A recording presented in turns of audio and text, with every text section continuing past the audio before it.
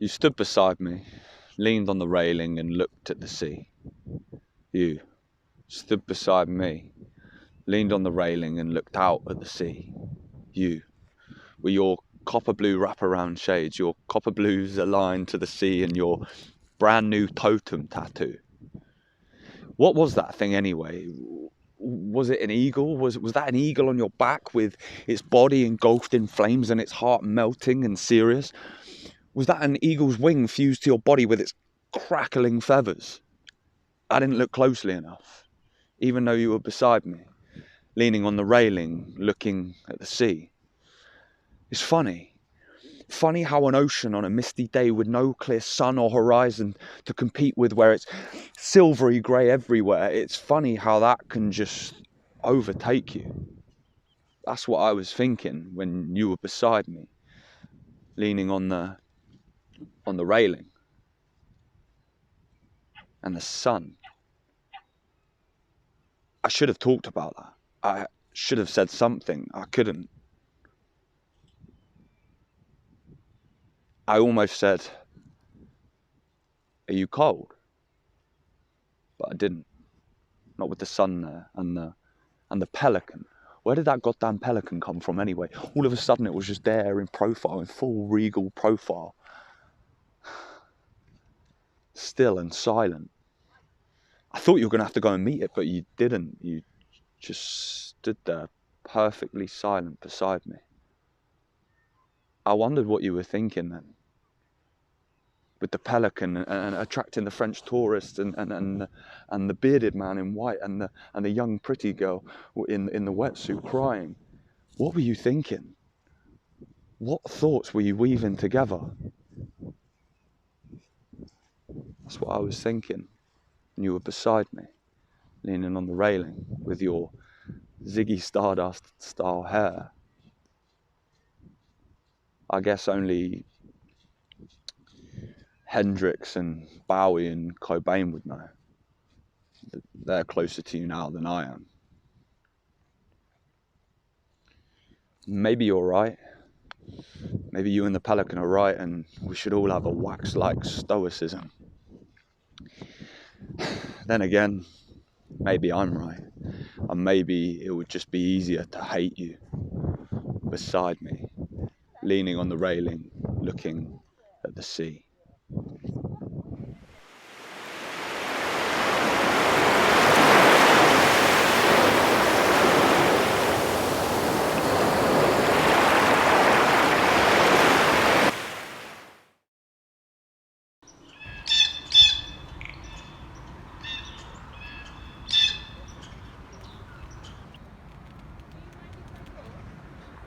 As the lilac blossom blends into the solemn silence of a care home filled with ghost boat beds and forgotten memories, as the first quince twigs burst into flowers at the same time as rosettes of fever settle on another patient's cheeks, when the long-awaited calmness of the afternoon hours empties into a locked playground with rusty swings wrapped in tapes as some sterile birthday presents, when being light years away from each other is condensed into galaxies of falling almond petals in my window's globe.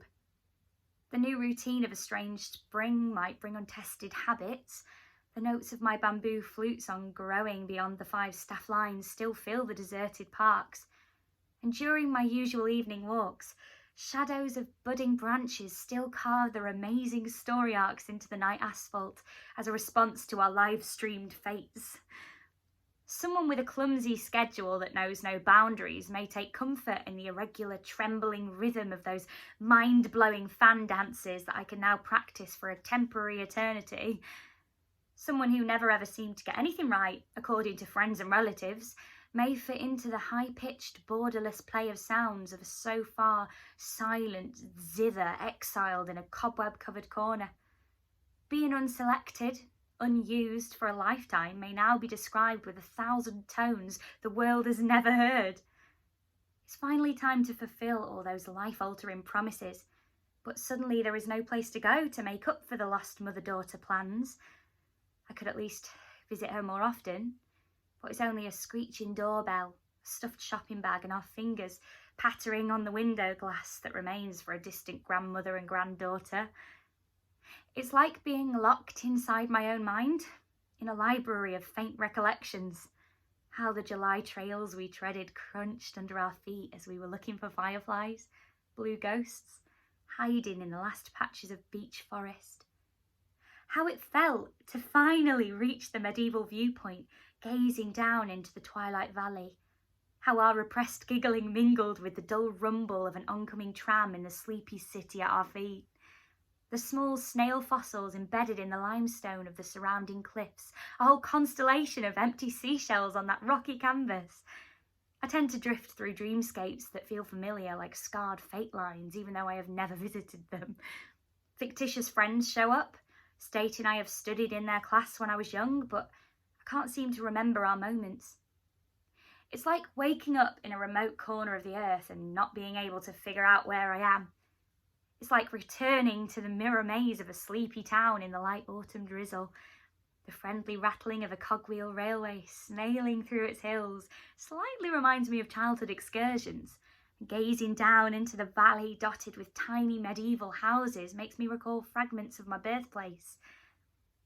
I have now all the time in that small world that I call home these days, but what if one day I fail to wake up? What if I notice I'm stuck fast in its globe, not being able to return anymore?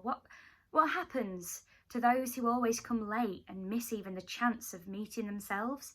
Frozen in a moment, I suddenly realise I should not be away from my loved ones.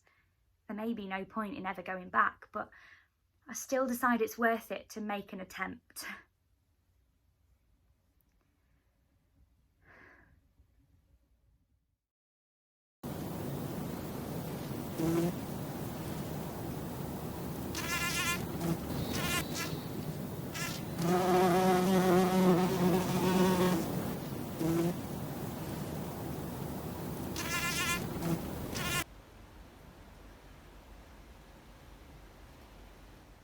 Overhead wren heralds the den. Solid smoky lighter shapes fit in and move as one. Same as when the night just begun. White pane of light sparks. A jewel bulb of sun dreams and light streams.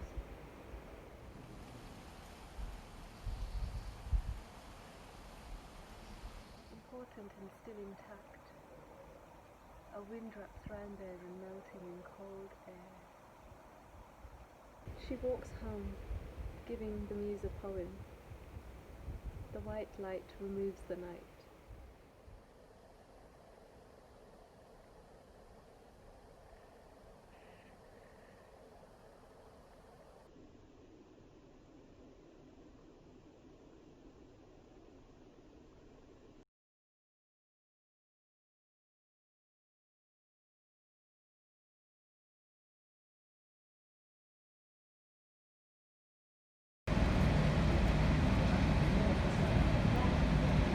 Have you got 5 minutes? Could you help me? A man's just walked into the toilets. He smashed the mirrors and kicked all the doors in. There's glass all over the floor. There's glass all over the floor. If somebody walks in here, they're not going to know it's there and they're going to be cut to shreds. Well, you're the bus company that owns the whole station, so you can't say the toilets are nothing to do with you. Somebody has to do something here. No, I can't phone the council, they'll put me in a hostel for the night. I've no fixed abode. You know what, I'm calling the police.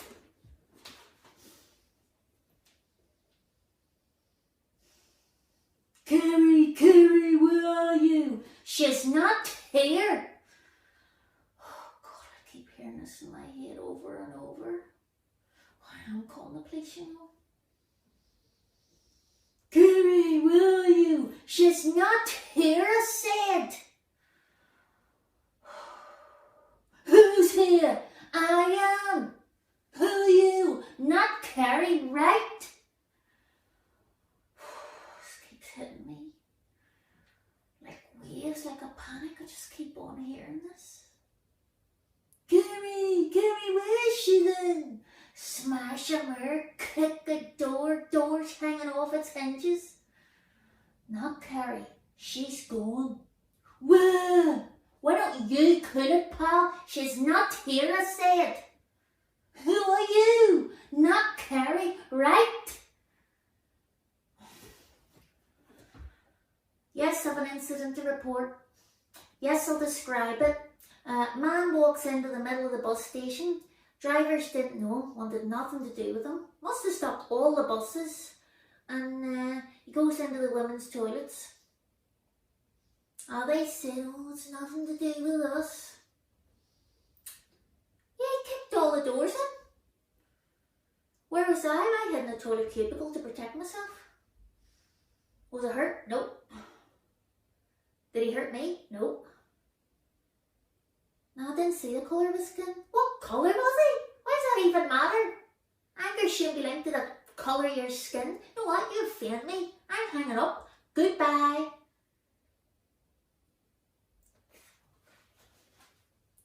Here, wait to hear this.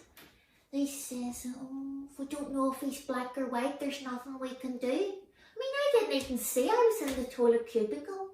And then it says, oh, well, why do you care if we find him or not? I mean, I want you to find him before he finds Carrie.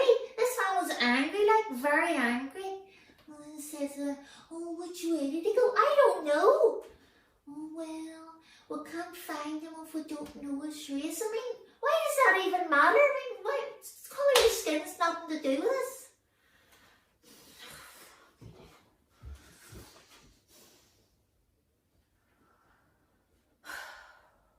Here, Amelia, you can come out now, he's gone. Bus drivers didn't want to know. Safe now, you can come out of the cafe toilets, Amelia. I don't care if somebody wants you to give them the code to get into the toilets. Come out now, Amelia. It's me they're after, not you anyway. Here, how much money did you get from bacon earlier? It's not bad.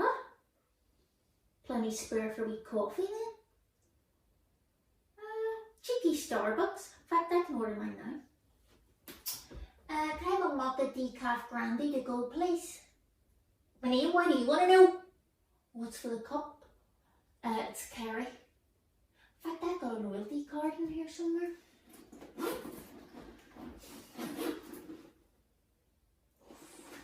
Amelia's got my address book. Your details are in it. He's going to be in touch with you. You won't tell him that you know me, will you? Huh? Oh, no. There's no rush. Take your time. You make great coffee. I like that you take the time for often that. No, it's worth the wait. Oh God, my hand's cut from earlier. My finger's bleeding. I'll try not to drip blood all over your nice mop floor. I'm sure I've got a plaster in here somewhere. God, I've even left a footprint in the blood. And you know what, Mila? I'm going to need some help here. Mila? Oh, bitch!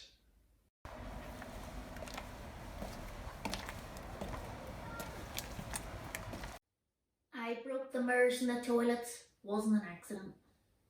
Can't go to the emergency room with this. I mean, it was done on purpose. Look, I was freezing and I was stood in the ladies' room washing my hands and I was sick of this looking back at me. You know, I needed a job and I just needed something to do, and you know, in that moment I just felt like this backdated rage, you know. But I can't confess that to them. I have to go back there later and you know, I can't let them know that I'm a valid one. You know, I don't shine the you know, for cash, but got fed up of waiting for someone to give me their money today, and look, it was cold and say I got fed up, so took it out on myself, and in that moment the only thing standing between me and myself was a mirror, and it got smashed and I broke through.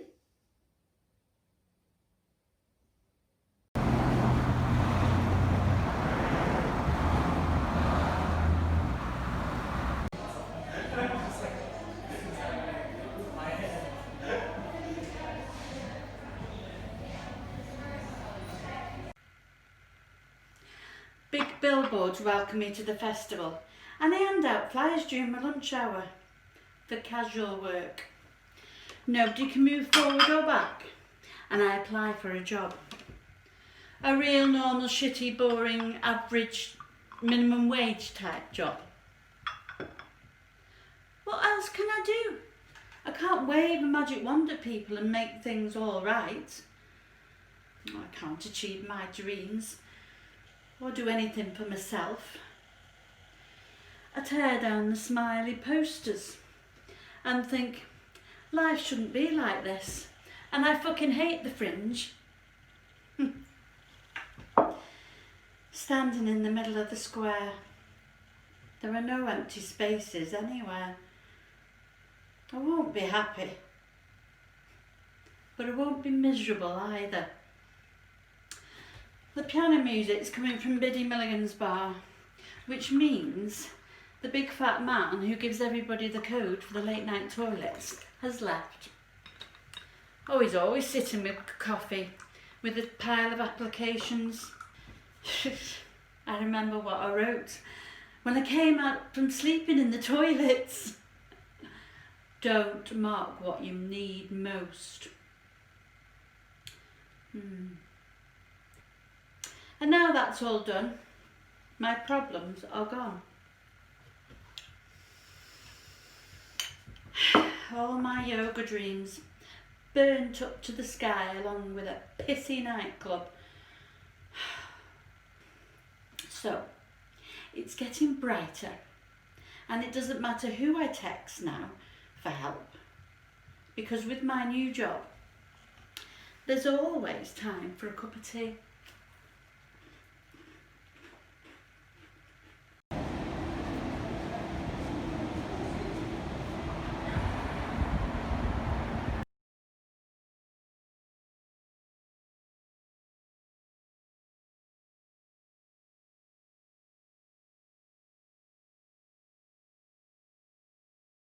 I roll over on the crisp white virginal sheets between my red thighs. Juliet. The cracked open window spits cool mist on the nakedness like a sprinkler from the November evening outside. Speeding Ubers howl at the moon in the distance, and the whines of intoxicated couples fight and frolic. I pine at the window, longing for the outside. I finger a love heart with the condensation that has leaked on the pane. Red handprints draw the warm blood to the surface of my skin as my skin is bunched, buckled, and then barbed. Bestiality. His veins remain cool blue and they run down his wrist like the Piccadilly line. He pinches, rolls, and then smokes a cigarette. The crackle with each inhale. A tiny fire that burns through to his ribs. I watch and wait. Like an obedient pup. Good girl. The anticipation gurgles in my belly, twisting and tumbling as I reach out to stroke his yellow chest. It inflates a brown paper bag. He dodges my touch and darts his body inwards as if my fingers contain a deadly sting. I'm too hot to cuddle. It burns. The rejection spreads to my blushed cheeks. I'm too miserable to respond, so I sit in the pain and wait for the numb and the antiseptic to sink in.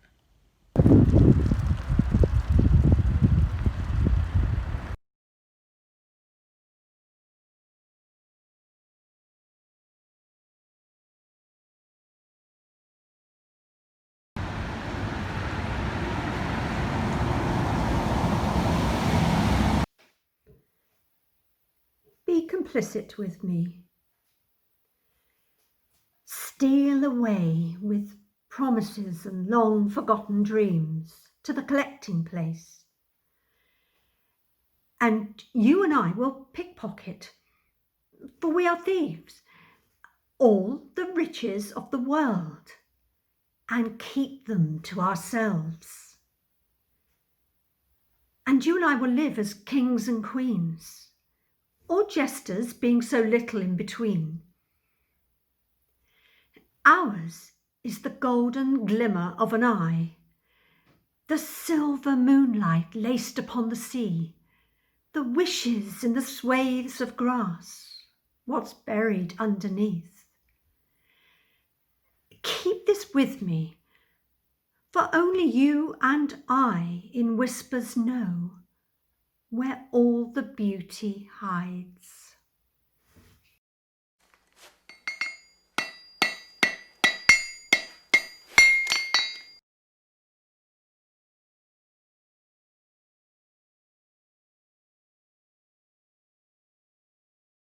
Maria and Keith and Suki. They meet at dark. It's a slow start. They're up before the early dawners, leaving a concrete block that is all corners. They have no reason to complain once they find a spot to look good in the rain. He gets out his pink flat ballet shoes, and she is okay with a tutu being loose. Standing on the hill, he turns for her like a windmill. They only dance before sunrise, so nothing is a surprise.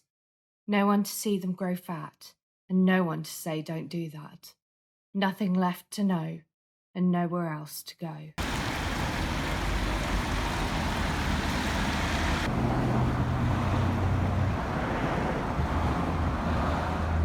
A man living off sandwiches in the park. I don't think he's ever been afraid of the dark. His eyes are on rods, his boots are in clods. He asks for help and wants to know what is wrong with people, he echoes. Not after money, he says, but he's been there for a few days, not mending his sadness in any permanent ways. His clothes are O'Reilly greasy sports togs, looking for a sofa or maybe a delivery job. When people offer him cheer, he's going to pay for it dear. He shakes before his breakfast starts. But I'm scared of the day he gets to look smart, with shiny accessories and a fast fashion hat, so big because there's something hiding underneath that. Those new friends are the ones that will hurt, and I see his tired eyes become constantly alert. I hope he stays lost and alone, and realises that his heart is his home.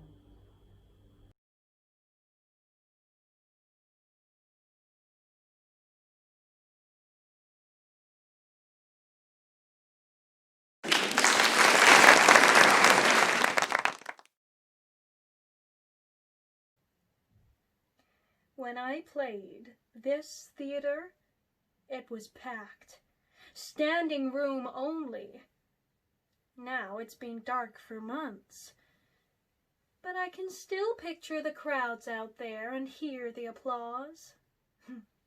Human beings have this knack for imagining stuff. I should know. I used to be one 100 years ago. I died in 1920. A medication mix-up. I suspect you chairs don't get out much, but if you ever find yourself at the Ritz in Paris, half sloshed and nursing a blinding headache, take care not to drink your husband's syphilis ointment. It won't end well. I was 25. Still am. One of the perks of being a ghost is you don't age. I bet you're hopeless at guessing how old a lady is by looking at her face. You being upholstery and all, you're more intimately acquainted with heinies. Let me tell you, I look much younger than 25. This image of me is based on photos out there in the foyer, taken when my looks were at their peak. At 19, I won a contest for the most beautiful girl in New York City. That landed me a spot in the Ziegfeld Follies, and in Mr. Ziegfeld's bed. Mightn't mean much to you lot, but becoming a millionaire's mistress was kind of a big deal for a shop girl from small-town Pennsylvania. I went on to starring roles in motion pictures. I was Olive Thomas in Indiscreet Corinne, Olive Thomas in Madcap Marge, Olive Thomas in Betty Takes a Hand, and Prudence on Broadway in The Flapper. Oh, I admit it. I love being the center of attention. Here's the trouble with being an apparition. I don't exist unless someone sees me. These days, there ain't a living soul around, except one female security guard. According to the legend, I'm flirtatious. I only appear to fellas. That dame doesn't bother looking at my picture. I think she's jealous. Anyway, she never conjures me up. I stay invisible. I'm like Tinkerbell, the fairy from Peter Pan. On stage, she's played by a light. When no one believes in her, she fades away. So tragic. Gee willikers! Did you see that? The ghost light. It went dim. I said when no one believes in her, she fades away. Dimmer. And then, when the audience claps, she comes back, shining bright as ever. I can still have fun, still stir up some mischief. I know. I'll alter my portraits. Make myself look ugly. That'll get the envious cow's attention. I'll remove my upper lip, exposing my naked gum from nose to teeth. I'll look so hideous. I'll be Olive Thomas, the ghastly ghoul. That cow won't be able to turn away. Oh, there she is now, on her rounds. It's been lovely talking to furniture, but I need a human audience. This is the life.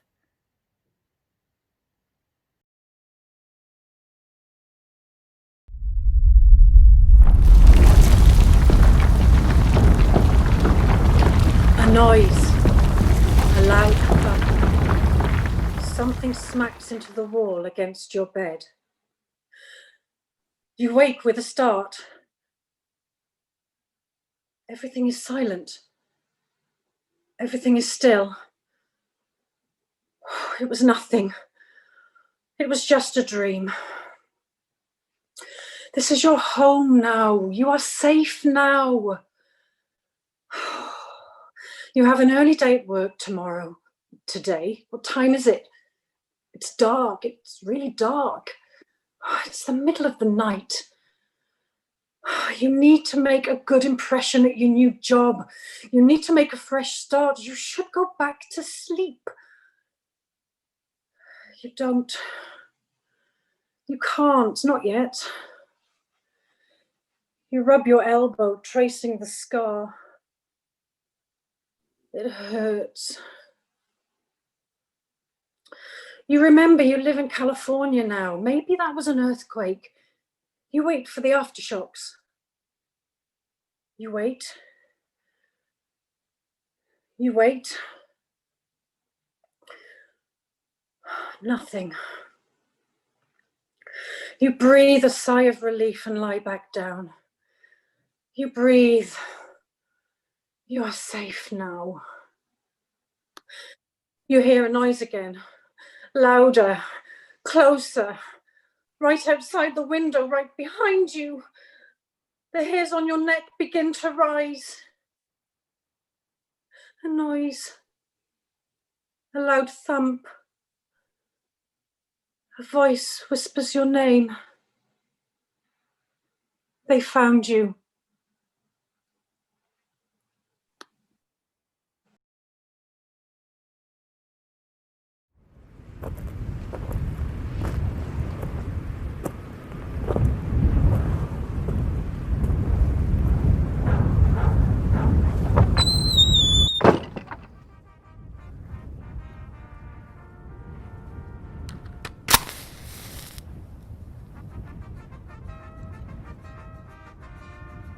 Looking past grimy blinds, I swish the swill that is my first ever dollar margarita and study the gauchos who guard the hole-in-the-wall cantina we found open on a desolate skyline where only dust storms and tumbleweeds reside. The silhouettes stamped from steel but linked together like paper dolls throw rusty glances at the enchiladas billboard in the parking lot. A homemade disaster is big enough to see from Mars. A band of mariachis in costumes they've outgrown oversings to the table outside, while I blink moisture back into my tired eyes, throat full of grit and unspoken desire. Mama, what you drinking? An accusation that reminds me of who I am and the primary function at this juncture. And how we ended up here. My neck tense from a long drive across country that was only half over. We had no money to stop for the night. I pushed the chips and salsa to you like a directive because I need a pause button, a pit stop that adulthood rarely and parenthood almost never offers. A moment to unwind and be other, off the map and under the radar. When the waitress, who has ignored us as much as the establishment itself had been neglected, asks if I want another, you look away, and I ask for the check instead.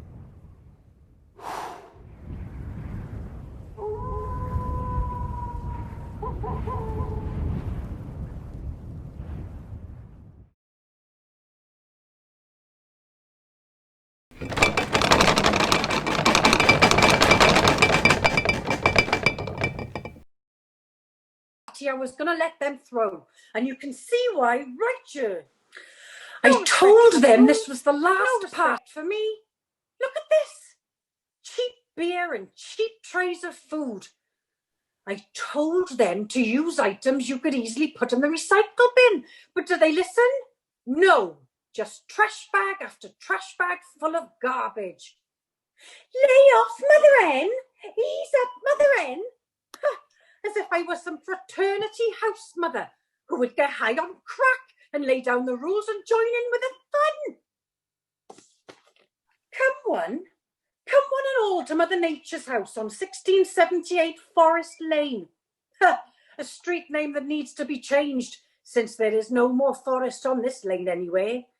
Those sons of bitches just clear cut like there was no tomorrow, and there may not be.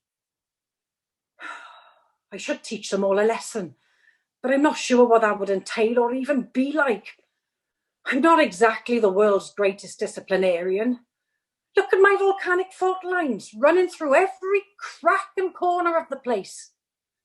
It's on my to-do list today to check for the cheapest foundation repair company I can find to come over and make those repairs. Nothing says decay like a sagging roof line.